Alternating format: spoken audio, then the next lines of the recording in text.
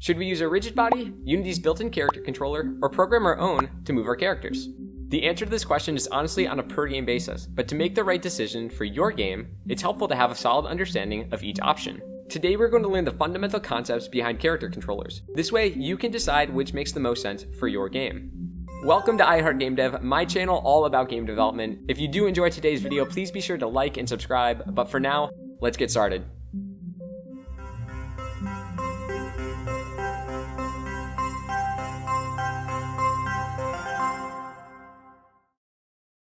For today's project, we have an isometric scene with the character game object.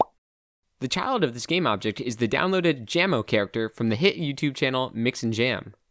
Jammo has animation states for standing, walking, and running, and a script that will handle the blend between these animation states.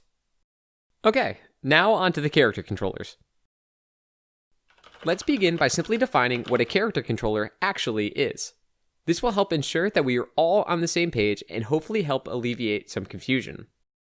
A character controller is a component or combination of components attached to our character game object that serve the purpose of providing movement to our characters and interaction with colliders in the game. Be it the floors, walls, stairs, other characters, projectiles, etc. And that's it. At its core, a basic character controller provides movement and collision handling. Now, let's get an overview of our options for character controllers in Unity. When attempting to learn about character controllers, the first search result will lead us to Unity's built-in character controller component. This pre-made character controller provides our selected game object with a collider and access to a list of methods and properties which help provide standard features for characters.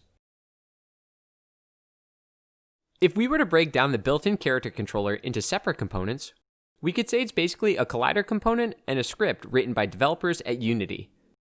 This script contains the built-in character controller class, a wrapper around Unity's physics engine's character controller.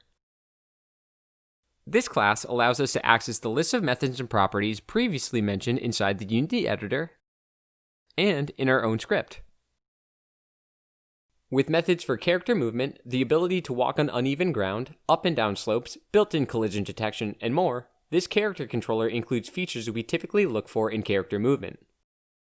Therefore, depending on the needs for our characters in our game, using the built-in character controller might be the fastest implementation for setting up character movement. If you're interested in a complete explanation and breakdown of each property and method, let me know in the comments and I'll cover it in the future. But for now, it's important for us to remember that the built-in component is just a single example of what a character controller can be, and is not the only possible option. We can also get our character moving with a rigid body-based character controller. Rigid bodies are components that allow game objects to interact with physics in real time.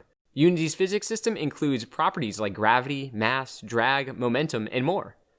So by adding a rigid body component to our character, we are essentially telling Unity that we want our character to be included in the physics system and all the physics forces to be applied by default.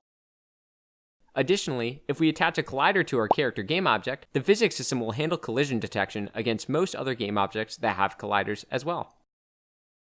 When a rigid body is applied to our game object, it inherits all of the methods and properties of the Rigidbody class, including multiple functions that impact movement. This is similar to what we were just discussing with the built-in character controller, how the game object that has the built-in component can access a list of its own methods and properties, but the list accessible from the Rigidbody class is completely different than the list from the built-in class. One of the key properties of rigid bodies is the isKinematic property. When checked, our rigid body is considered kinematic, and when unchecked, our rigid body is considered dynamic.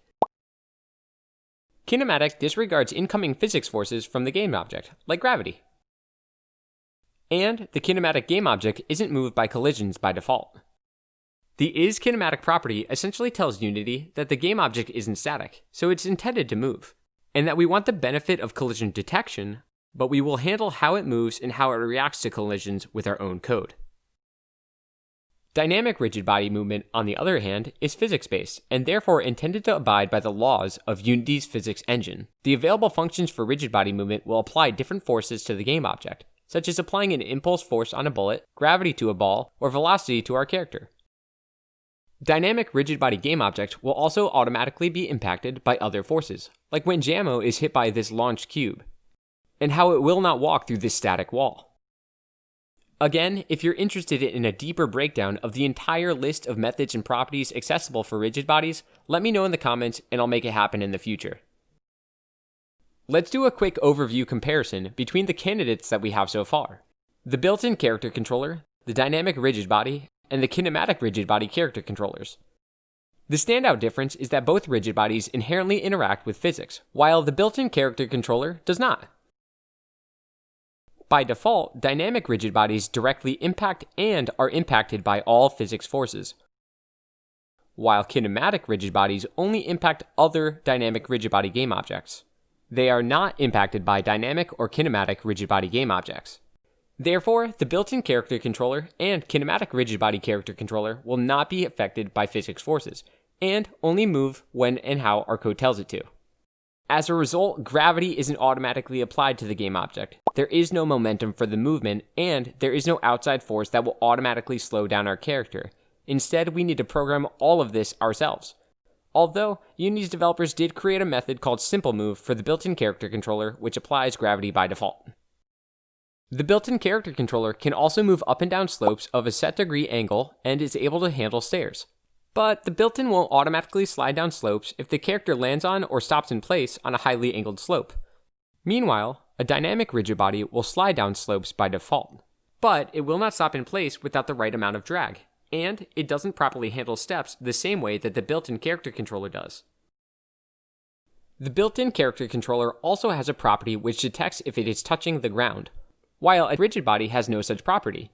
This can be programmed into a rigid body character controller without too much trouble, but it's worth noting because it's a property we often need for our character, especially if it is intended to have a jump mechanic.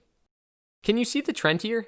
In general, neither the built-in or the dynamic rigid body based character controller is feature complete by default. While there is always a chance that the style and complexity of our game won't require any adjustments to the built-in character controller, and there's an even slimmer chance that we won't need to add new properties for the dynamic rigid body character controller, we will typically need to program some of our own modifications to get our final character controllers working just how we want them to. And at the bare minimum, we are required to handle the movement script ourselves. This leads us to our last options for character controllers, outside of downloading one directly from a package or asset store. A kinematic rigid body would need to handle any physics reactions and any additional features that the built-in has by default. Or, from an even blanker canvas, a completely custom character controller would require an extensive script to handle pretty much any of the features that are included by default for dynamic rigid bodies and for the built-in character controllers. For this reason, a completely custom character controller is the most complex option, but the most flexible, because it can function exactly how we want as long as we know how to program the features we're looking for. Now, in a turn-based JRPG like Pokemon, it's highly unlikely that we will need rigid body physics, and the built-in character controller has most of the features that our character will need already available. But in a game like Fall Guys, the entire game is based off crazy scenarios caused by the physics system. It needs some interaction with physics, and rigid bodies are the way to go. To extend what was explained at the start of this video, we'll need to have a solid understanding of the features that our characters require, and which character controllers can best provide those features to ultimately choose the right character controller for our own games. I do want to mention, because it's absolutely worth noting, that there is nothing wrong with purchasing pre-made character controllers from the asset store. At the end of the day, our time is the most valuable resource we have. If we are more interested in getting a game up and running, finishing and releasing the title, whatever gets us there fastest and most efficiently is likely the best option. We may be able to save ourselves time, effort, and confusion through someone else's hard work. But with that being said, this series is dedicated to learning the ins and outs of character movement on our own. Next time, we'll take a deeper look at programming movement with each type of character controller. And soon enough, we'll start to learn how to use the suite of components provided by Unity's animation rigging package. If you haven't already, you might want to consider subscribing to the channel and hitting the notification bell so you never miss a release. If you want to join an awesome growing community, we would love to have you in the channel Discord. And if you want updates on the next video, feel free to follow me on Twitter. But that is all for today. Thank you so much for watching, and I'll see you in the next video.